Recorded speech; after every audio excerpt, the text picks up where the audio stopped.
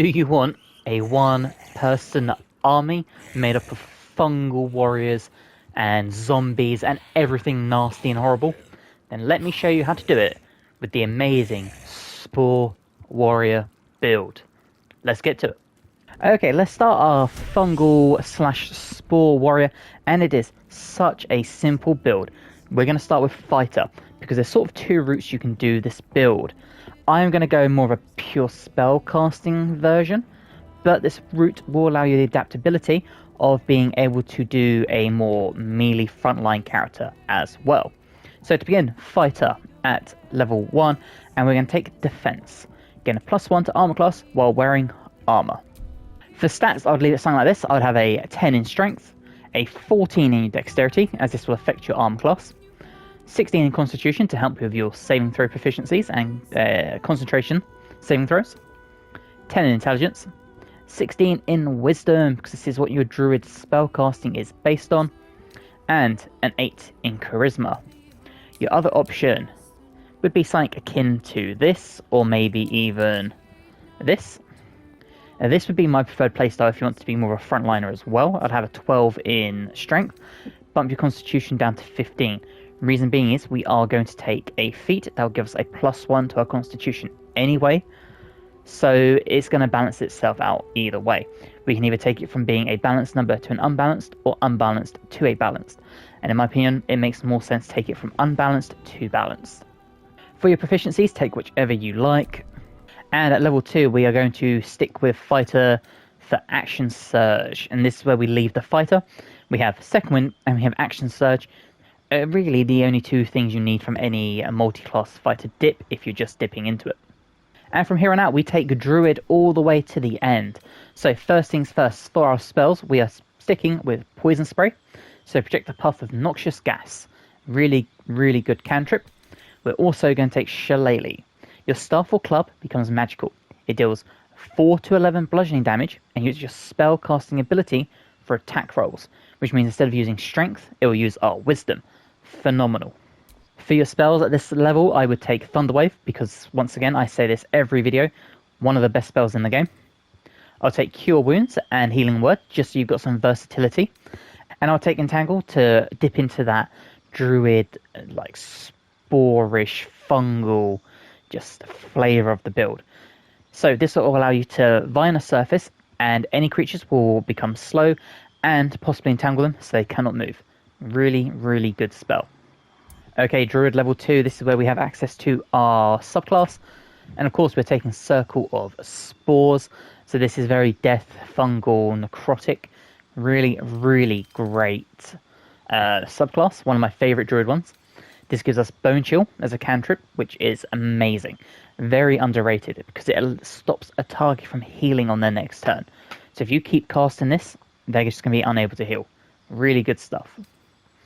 But we get Symbiotic Entity and Halo of Spores. Now Symbiotic Entity, gain 8 temporary hit points and deal an additional 1 to 6 damage while you have them.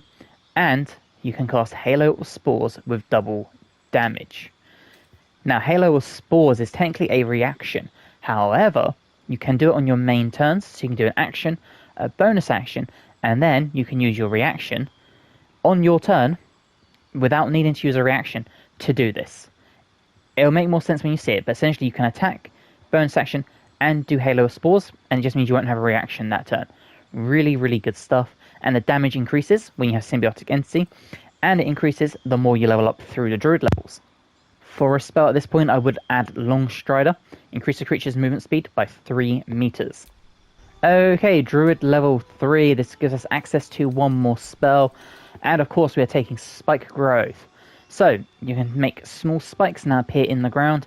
Any creature moving through it has their movement halved, and you take 2 to 8 piercing damage for every 1.5 meters it moves. It's amazing. It is a concentration spell, but unlike most concentration spells, it lasts 100 turns. Insane. Druid level 4, we now have access to our first feat. Before that though, we are going to take Thorn Whip as a cantrip. And for our feat, as I mentioned during the stat array, we are going to be taking Resilient. And of course, we're going to be taking Resilient Constitution. So our Constitution now goes up 1 to 16, and we have proficiency in Constitution saving throws. We also have access to another spell, so for second level I would take Gust of Wind. This is a really good spell for pushing people back into your things like Spike Growth, or if you have like a Cloud Kill, something like that up. Okay, Druid level 5. Once again we have another spell, and I would take Plant Growth. Make weeds burst on the ground and smother the area. Creatures moving through the weeds have their movement speed quartered. Now, this lasts 10 turns, but it's not concentration. So theoretically you could throw this up, you could throw Spike Growth up, and you could have people walking through a mass of just danger. Very, very, very good ability. Okay, Druid level 6, and this is where the build really comes into play. Fungal Infestation. Raise a mold encrusted zombie from a corpse. And these last until long rest, and by the end of this build you will have 4 options of doing this. So you can have a little 4-man army of just mold encrusted zombies. Really, really good stuff. For a spell, I would actually take a utility spell here, not a damage dealing one, and I would take Daylight. I think this just makes such a big difference sometimes, especially in a really dark area. And the more you get into the game, the more you will have access to dark areas. Daylight can be clutch.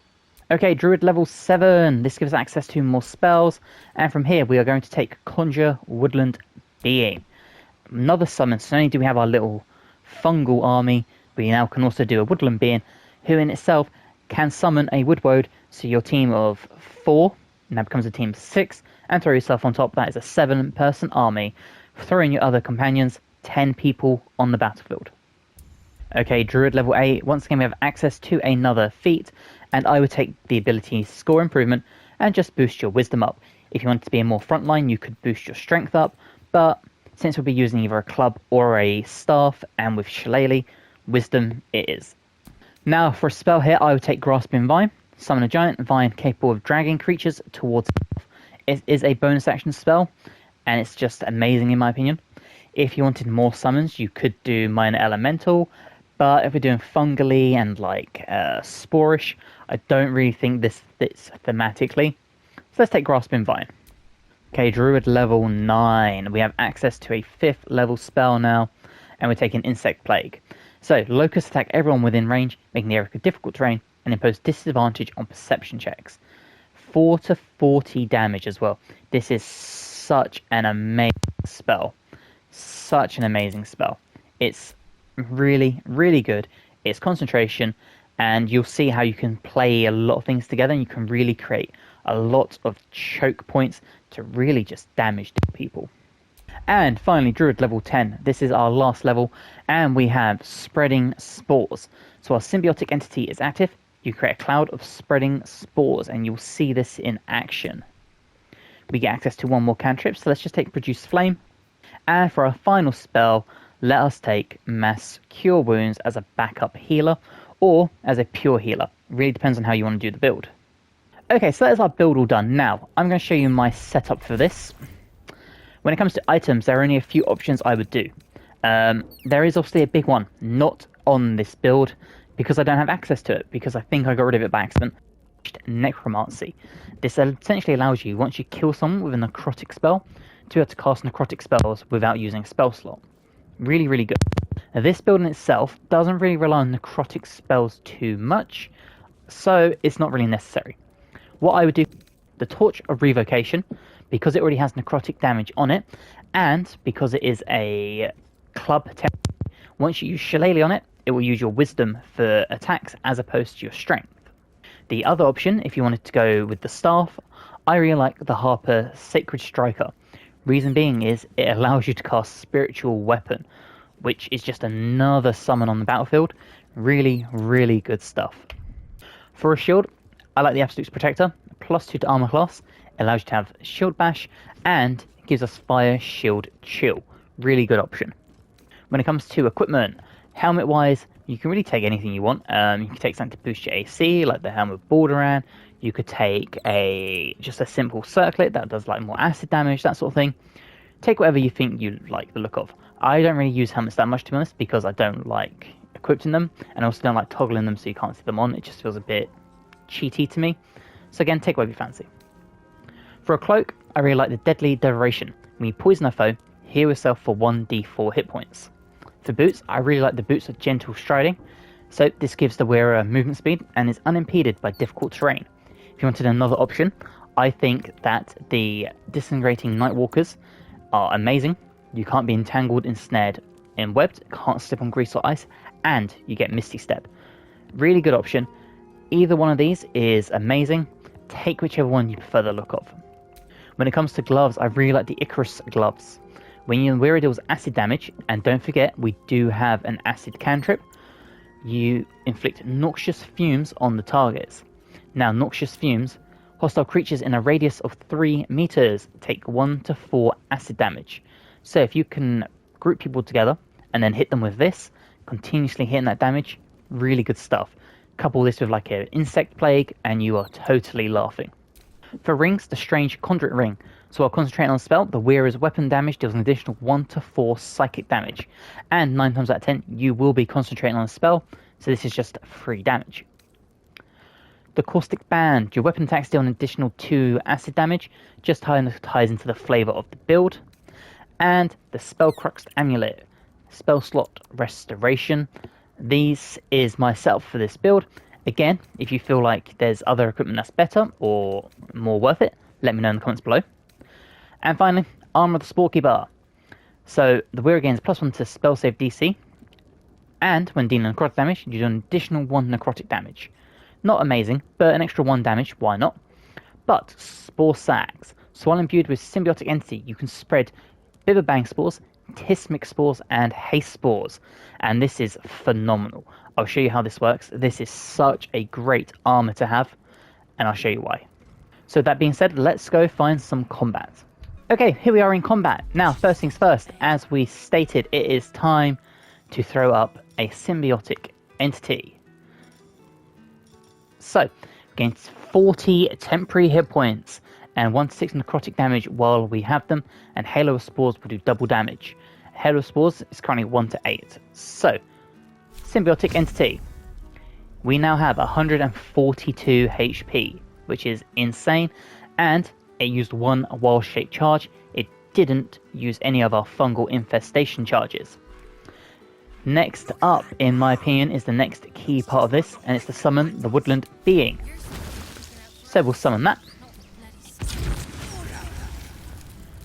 who in turn can summon their fallen lover. So our army is starting to come together. And what's really, really good about this build is that we can do Animate Dead and Fungal Infestation. So let's take an Animate Dead. We'll take our ghouls and let's revive this one. Now, obviously, the higher level you cast it, the more you can revive. And from there, we shall do Spreading Spores. Seedinary and deadly spores that deal 2 to 16 necrotic damage to everyone that inhales them apart from your allies. So you could throw it in an area where the enemies are, or you can throw it on yourself in a circle, especially in tight quarters like this, and be absolutely safe. Here we go, we'll pop it here. And there you go. And now you have one. As you can see, our allies are completely immune to it, but it is damaging the enemies, especially the ones that will come towards us. So, we're just going to take our turn quick with our ranger, get to our druid's turn, and we'll show you where the fun begins.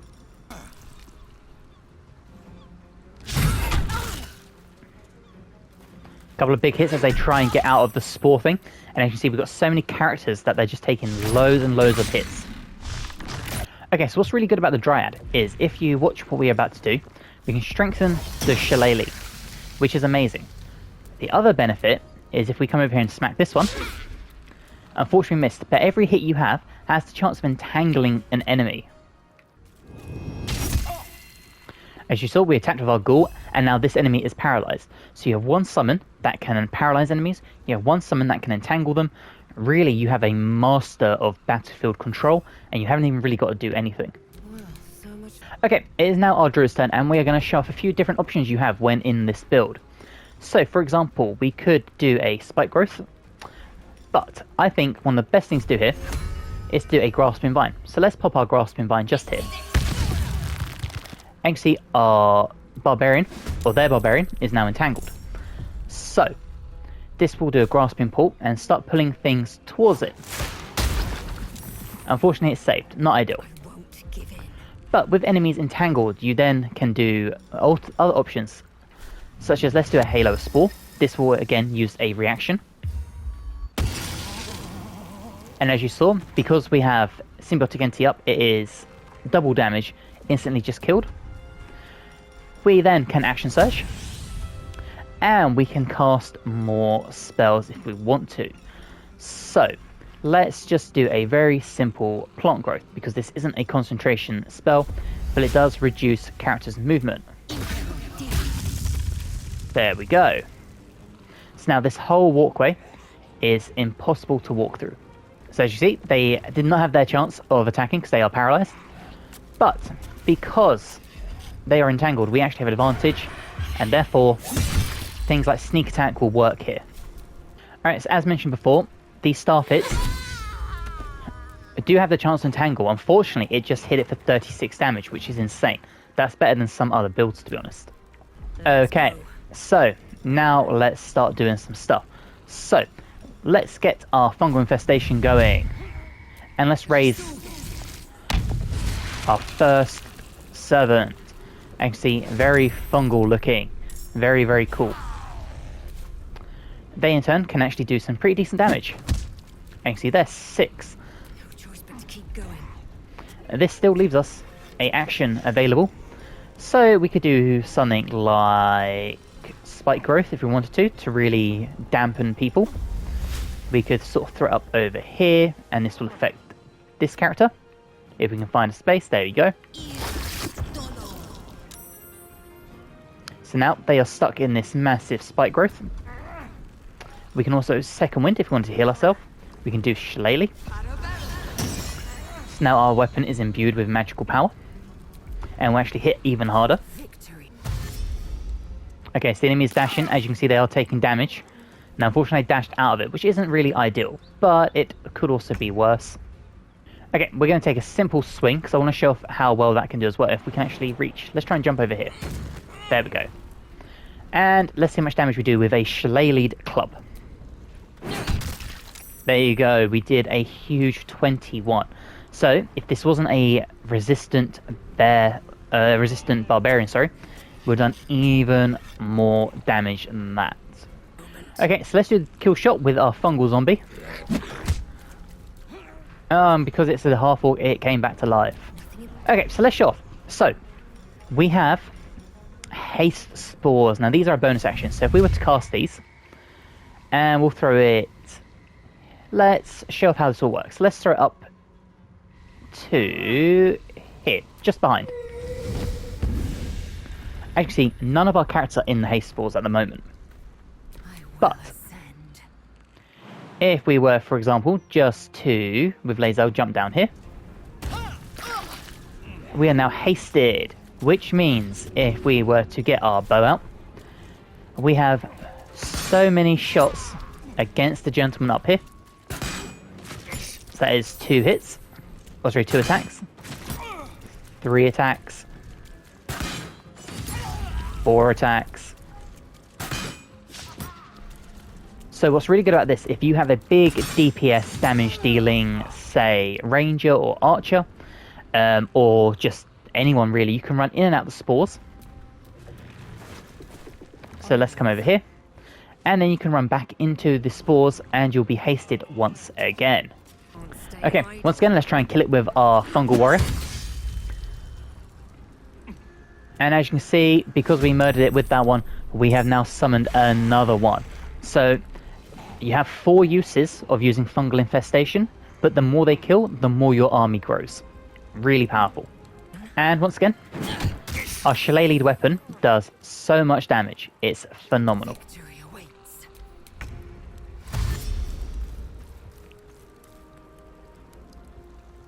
Just don't forget, as you saw there, newborn zombies will not be controllable. Okay, now unfortunately I think our zombie is going to kill this one here, so we won't be able to raise another dead. But let's just find out. There you go, perfect. Okay, let's kill another one with our mushroom warrior. And there you go, we have another one forming. which is incredible. So what we can do is we can then come back in here, fungal infestation, now that the fight is over. And unfortunately the camera is very janky. But we could raise this one here, like that. And what you can do is you can just keep animating things, you can keep killing things, and your army will grow and grow and grow more and more through each battle. And as stated, the higher the level you cast Animate Dead, the more you can resurrect. So for example, we resurrected one last time. But this time, because we upcast it, we can resurrect more than one, as you can see here.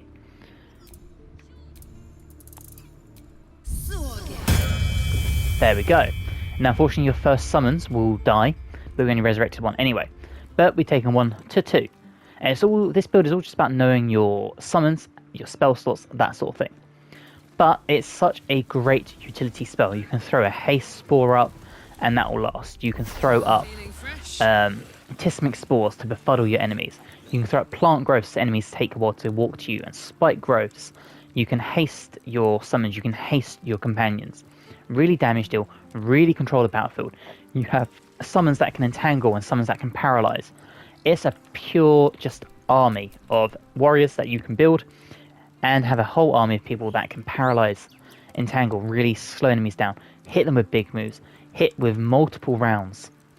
Phenomenal build, quite possibly my favorite, and as you saw, you can also hit things really fucking hard. If you've enjoyed this build, please let me know in the comments below. If you're new and not subscribed but you'd like to, that'd be amazing. Let me know if there's anything about this build you'd change or how you'd make this build even better, and hopefully I'll see you guys in the next one. Bye guys.